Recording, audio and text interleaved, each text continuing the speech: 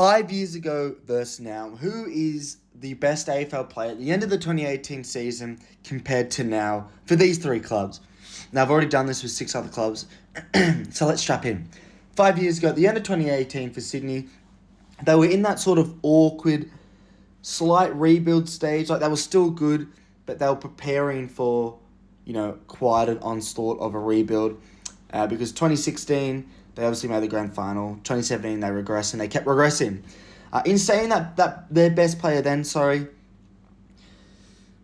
Buddy was starting to slow down a little bit then. He was still phenomenal.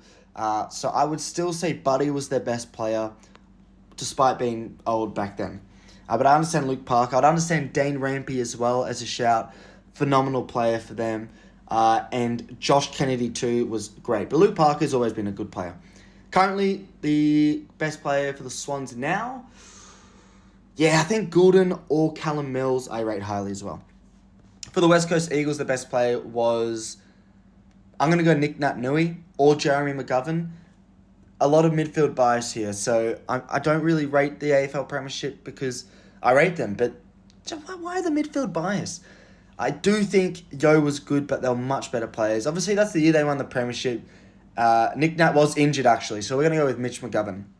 Currently, the best player is definitely Oscar Allen.